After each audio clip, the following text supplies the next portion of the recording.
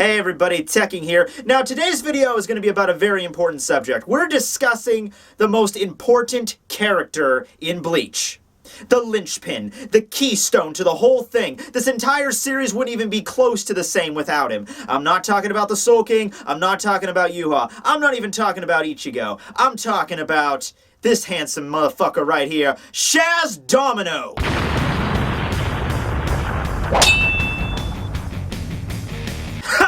Oh yeah. Now I know you guys have been expecting this video for a while, and I apologize, but, you know, I know the first question that's going to be on all your minds. Very first question, and that's of course going to be, who the fuck is Shaz Domino? Why is Shaz Domino so awesome? Wait, what?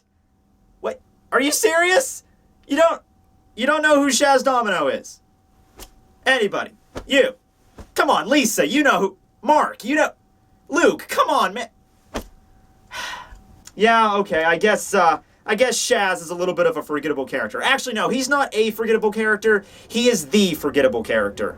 For those of you that honestly don't know who I'm talking about, which I think is a fair amount of you, allow me to fill you in a little bit. Back in chapter 512 of Bleach, we had a lot of things going on. Ichigo broke out of the Garganta to stop the first invasion by the Vandenreich. Yamamoto, the captain commander of the entire Gotei 13, and arguably one of the strongest characters in the entire series up to that point, had just died in the previous chapter. So this was, this was a big week for Bleach. Well, this chapter also introduced a new Sternritter, and at this point, there weren't many Sternritters that were revealed yet. I mean, we knew about Basby and Asnod and Mask, they masculine, but that was pretty much it. So, new Sternritters being introduced, that wasn't like a huge deal, like, oh, okay, there's still so many we don't know, so this is just adding to the pieces of the puzzle. That Sternritter was this guy, Shaz Domino. He appears in the R&D division and takes out Akon just as he's opening up the Garganta.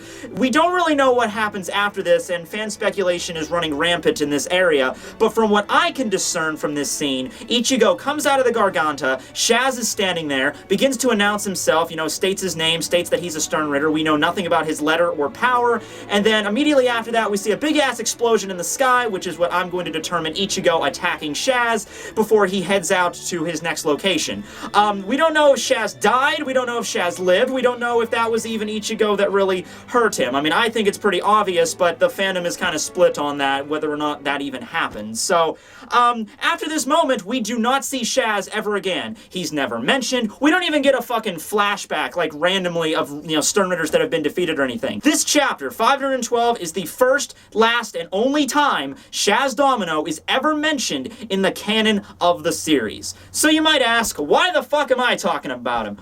So nobody really cared about it at first because we just figured, oh, well, eventually Shaz Domino's place is going to be known in the Sternritter ranks. Well, years go by, and the Sternritters slowly begin to be filled one by one, until finally, after the reveal of Sternritter and Robert Akutron, even though we still don't know his power, but that was the last letter to be revealed, it was shown that Shaz Domino is nowhere on the fucking board. He is the enigma. He is the unknown variable. I guess Yuha just kind of forgot about him. So everyone was kind of thinking, okay, when I say everyone is kind of thinking, that's kind of an overt estimate. More like me and like 3 other people were curious of where Shaz Domino fit in. Most people just forgot about him within like 3 chapters after his reveal. But seriously, it's a good question. What happened to Shaz? Did he die and did his letter be taken over by another Sternritter? Was he just pretending to be a Sternritter? Was he like Royd and Lloyd, who they shared the letter Y? Maybe he shared a letter with somebody? What the fuck? Like I said, Kubo never references him again, so we don't know.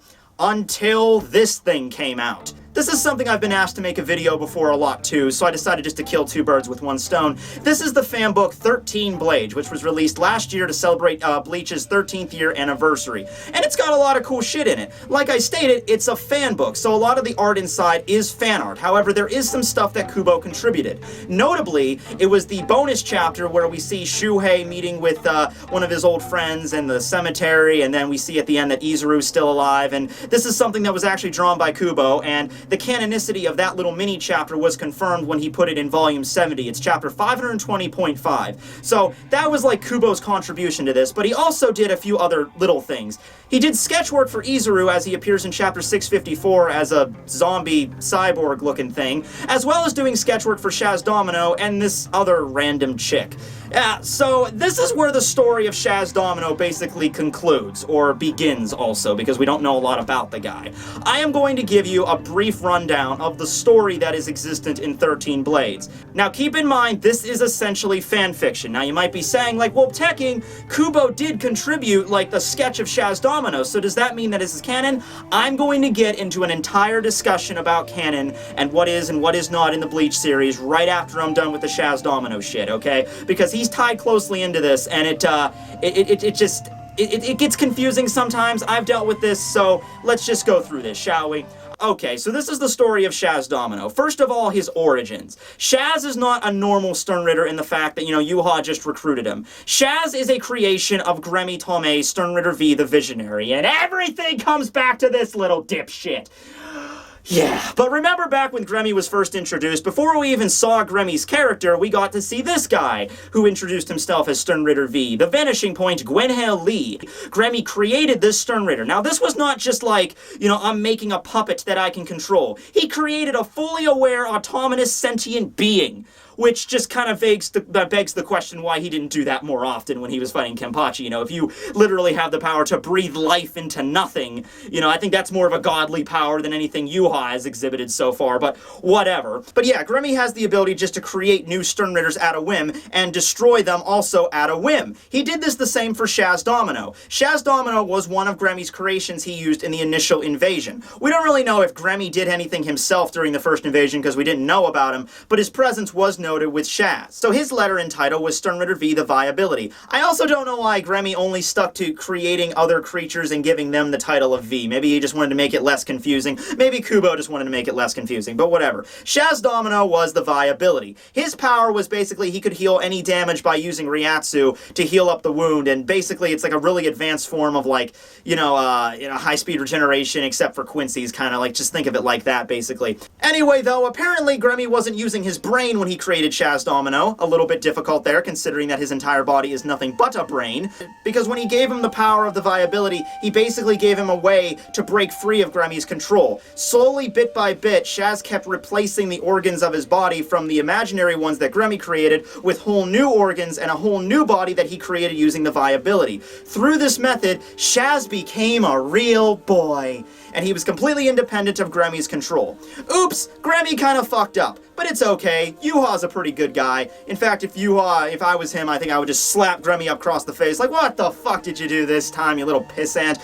But no, Yuha was apparently just chill with this and decided to invite Shaz into the ranks of the Sternritter, giving him a new letter, Sigma, or I guess the stigma, because, viability, stigma, it can kind of mean similar things. I don't know, it's fan fiction, what the fuck do you want from me? So yeah, that's basically the gist of it. Shaz's official designation is Sternritter Sigma. Okay, I mean, it kind of breaks the mold a little bit, but hey, Shaz's origin story does make sense, and Gremmy, I would believe, is that fucking dirt stupid to create something like that and have it completely become independent of his control. Okay, fair enough. So what happens next in the context of the series? That was all just backstory there. Okay, well, we see that scene where Ichigo confronts against Shaz Domino. In the context of the fanfiction, Shaz manages to avoid Ichigo and instead head to Central 46. His goal is to create a new Hogyoku so he can become a holified Quincy. Oh god, this is too fanfiction-y! I can't take it! Yeah, that's the real deal here. He wants to create a Hogyoku so he can become a holified Quincy. Just ignoring the fact that, last time I checked, holos were essentially, poison to Quincy's. Just introducing a little bit of hollow powers into a Quincy's soul would cause them basically to vomit blood. Let's just ignore that for the moment. Okay. I guess that sort of makes sense if he's not, like, under Yuha's control, if he's just trying to go about and try to become his own thing, but how would he even know about the existence of the Hogyoku? Why would that be the first thing he jumps to? Like, I'm a real boy! First thing I want to do, become a holo. It just doesn't seem to make a lot of sense. Then again, we don't know much about his character, so whatever, let's continue. Anyway, he attacks Central 46, hoping to gain information on the creation of the Hogyoku or something like that to that effect. He beats up a couple of the Central 46 dudes, and then he's confronted by Izuru Kira. Do you see what I'm working with here, people? This is the reason I haven't talked about this in a while. Okay, so, let's... I don't... Do you see a problem with this? Does anybody see a problem with this? Okay, so he avoids Ichigo's attack, and then decides, I'm going to Central 46. I want to become a holified Quincy. Okay, fair enough, fine. But you know what happened to Izuru, like, in the first invasion, like, maybe like an hour or two right before that confrontation with Ichigo? He kind of turned into Swiss cheese a little bit. Basby just kind of burner-finged him right through the freaking center of the mass of the chest. Now, he did not die. He did not die. But he was out of commission for the rest of that fucking fight.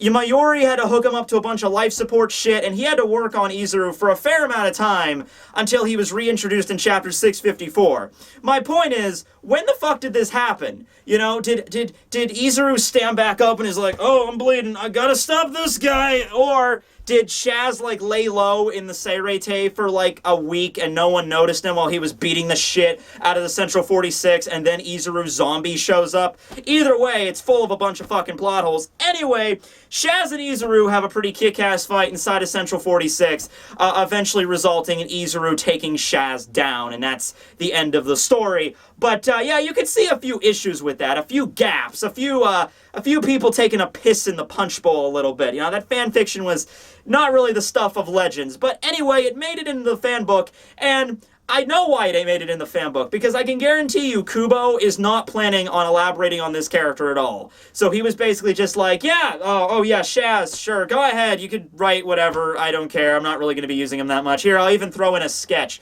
So some people have been calling into question the canonicity of 13 Blades for that reason. Kubo drew a sketch of Shaz Domino, and here's a story about Shaz Domino. So is that canon? Well, in order to answer that question, we need to first ask ourselves, what is considered canon in the Bleach series? Kubo is the definitive creator of all these characters, so therefore he gets to do whatever he wants with them. Anything that Kubo writes or draws could be considered canon, unless he specifically says, no, this is just a parody, or this is just an omake, or this doesn't fit in. Other than that, anything that Kubo puts into the actual context of the series on a chapter-by-chapter basis is considered adamantly canon. Same thing with Shaz Domino. Even if Kubo himself might have kind of just, you know, forgot about him or decided not to do anything with him, he is still canon in the series because he appeared in chapter 512. Even if it's something that doesn't make any fucking sense, even if Kubo decides that next chapter Ichigo is going to turn out to be the Terminator, you know, it makes no sense whatsoever in the story, but Kubo is the one that created Ichigo. Kubo can decide what the hell Ichigo is and what he isn't.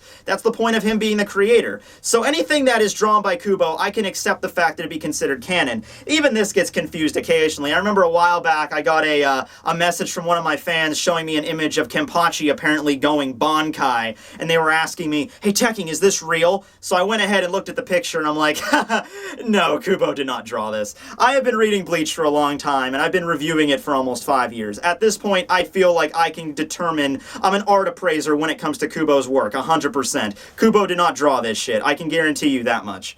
Okay, so that's all well and good when we're just talking about in the context of the Bleach manga that's released in Weekly Shonen Jump, but what about stuff that extends beyond the manga? What about the anime? What about the movie? The Hellverse? Yeah, Hell appears in Bleach. Does that mean that the contents of the Hellverse are canon? Kubo did work on it. What about the Zanpakuto anime-only arc? Kubo designed those characters. Does that mean that it's canon? And what about light novels? I finally get to talk about this now. Okay, let's start with the light novels, I guess, because they're the ones that are probably the most controversial. So these two light novels were released a few years back called The Spirits Are Forever With You, and they were written by this guy named Ryoga, who has done a bunch of other light novels for a bunch of different series, Bleach included. So in these books, they basically he goes into detail of like the history of the Soul Society, you know, the stuff that we've never touched upon before. This guy, for instance, is apparently, I forget his name, but he is the 8th Kanpachi, you know, with Kanpachi Zaraki being the 11th, Unohana being the 1st. This is the 8th Kanpachi. This takes place during his time. So I remember when these books came out, a lot of people were sending me messages like, hey, Tekking, you're going to talk about this? Did you know that the 8th Kanpachi's been revealed and stuff? And I'm just like, well, guys, if it's just a light novel that's written by somebody else other than Kubo, how do you know it's canon? Now, a few people, you know, admitted that it wasn't canon. A few other people were saying, oh, well, Kubo came out and he said he approved of these books, so therefore they're canon. My question is, are they? Even, I'm not doubting you, I'm not calling you liars, but I'm just basically saying that if Kubo wants something to be canon, what's the best way he can go about this? Because in my opinion, if Kubo really wants to, you know, cement in that these books are canon, then here's what you need to do. You either need to have like a foreword at the beginning of the book, like, hey, this is Taito Kubo here, thank you for buying Ryoga Sensei's work, it's really good, all the stuff that he says in this book are canon. But no such disclaimer exists in either of these books. Or maybe Kubo could, release something for Weekly Shonen Jump. Maybe like at the end of the chapter, he could be like, go out and buy The Spirits Are Forever With You. Everything that happens is canon, so make sure to check it out. Ryoga is a great writer, something like that. But he didn't do either of those. I get a few people saying, like, he casually mentioned that, yeah, it was, I approve of this work. But saying I approve of it and saying that it's hardcore canon are two different things. And I need to see written evidence for this. And if it's just like a tweet or like a Facebook post that Kubo made or something, I'm sorry, Kubo, but that doesn't really cement your case too much, You're gonna have a hard time if you're just, like, tweeting, like, man, I just read The Spirits Are Forever With You, that's a pretty damn good book, think I'll make that canon. You're gonna have a hard time spreading that to the masses if all you're doing is laying out one tweet, There's official ways that you could let your audience know that these books are supposed to be taken, seriously within the canon of Bleach, and they don't. Some people said that they're canon just because they use the Bleach logos and Kubo's name is on the titles and shit, but I don't find that as anything odd. When you're writing a book and you want that to be published and sold and you make money off of it and you're using, like, you want to use, like, logos from Bleach and characters or something, you're referencing Bleach heavily, of course you need to get Kubo's permission to do that. You get to get some royalties or something. I mean, look at fan fiction on the internet. It's awesome. You can go ahead and write whatever stories you want. Let's say you want to write a fairy tale Naruto fan fiction. Okay, write it for free. People can read it for free. But the second you want to package that and start selling it in bookstores and get it published and start using fairy tale and Naruto, like, logos and character designs and shit, you're gonna have to get royalties from somebody. That's all I'm saying here. So for me, right at the moment, until Kubo flat out makes an official statement, these books are not canon, this book is not canon, and Shaz Domino is still trapped in a hopeless limbo land where he is kind of like the physical embodiment of every character that has ever been forgotten in manga. He's kind of like an anime-only character, but in the manga. You might be thinking, how the fuck's that possible, but no, it's possible. Okay, so that's light novels. What about the anime? Kubo designed the Zanpakuto Spirits in the Zanpakuto anime-only arc, for instance. Does that mean that everything occurs in that arc is canon?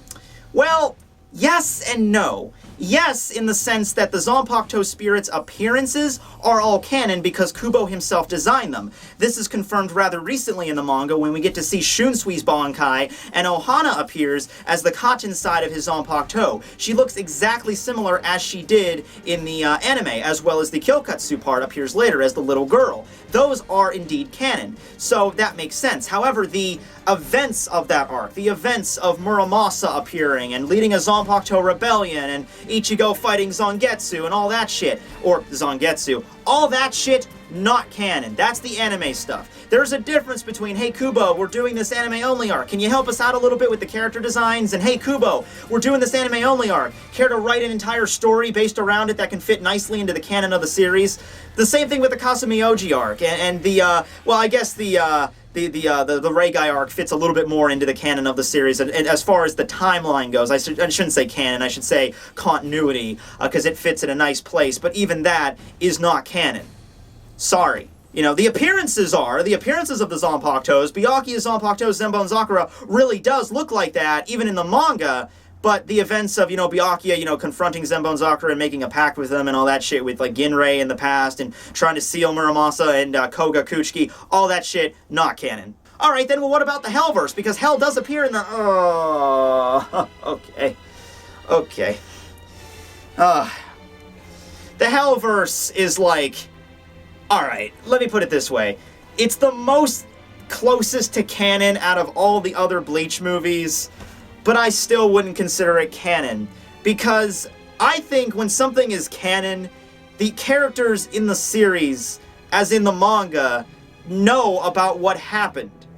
Does Ichigo just randomly ever like, hey guys, remember that time we went to Hell? No, he ain't ever bringing that shit up. Alright, remember that time I gained the power of all those hollows and I was like freaking skull armor and shit? Remember that asshole that kidnapped my sister? They never bring it up. So, I have a hard time admitting it's canon unless, Kubo comes out, unless the characters reference it in story, or Kubo just comes straight out and says, yes, this entire movie and the events inside are indeed canon in the series. Maybe I'm missing something. Maybe he did point a disclaimer somewhere. I've never seen one. Memories of Nobody is kind of similar to this vein because they mention the Valley of Screams in the manga. So everyone, me included, I made this mistake at first too, was like, wow, Memories of Nobody is canon. No, that simply means that the Valley of Screams is canon. They never reference Senna or the Blanks or the Dark Ones or anything like that. All they reference from the movie is the Valley of Screams, so the only thing that is canon is the Valley of Screams. Hell appears in the Bleach manga. Hell appears in the Bleach movie, The Hellverse, and I'm sure they look very similar. But what about movie tie-ins? Because Kubo did a manga tie-in with the Hellverse. Oh, I don't know. I just don't know, guys. Okay, you know what? Screw what I said about the Hellverse. I guess if you want it to be canon, fine, it's canon. I mean, it doesn't matter. Ichigo and the gang's never gonna reference it ever again. But fine, if you want to think the Hellverse happened, I'll give you a mulligan for that. But, like, Diamond Dust Rebellion, there's no way that shit is canon. Fade to Black, well, I love Dark Rukia. There's no way that shit is canon, okay? So, accept that for the movies. Look, the point is, this shit is confusing, and Kubo's honestly not trying to make this any easier for us. So at the end of the day, if you really, really want, like, Fade to Black to be canon, go ahead. I'm not going to try to stop you. I'm just saying, don't expect any hard evidence to be slapped in front of you by Kubo or anything like that. If you're cool with that, and don't try to get into arguments with people whether it is or not canon, because you'll be having those for days. But yeah, if you want to write fan fiction about it, go ahead. That's the freedom of the internet. That's what's amazing. But anyway, I hope you guys enjoyed this little discussion on fan books and movies and all this canon shit and Shaz Domino. You know, I mean, he had a pretty cool design, right?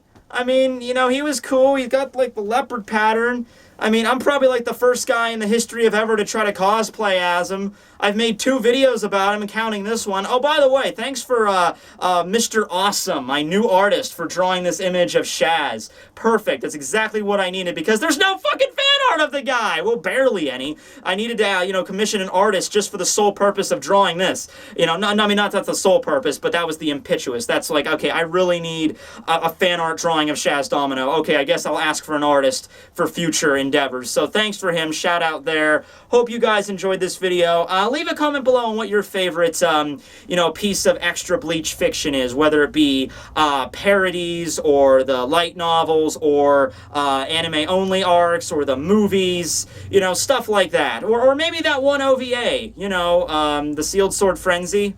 What's the Sealed Sword Frenzy?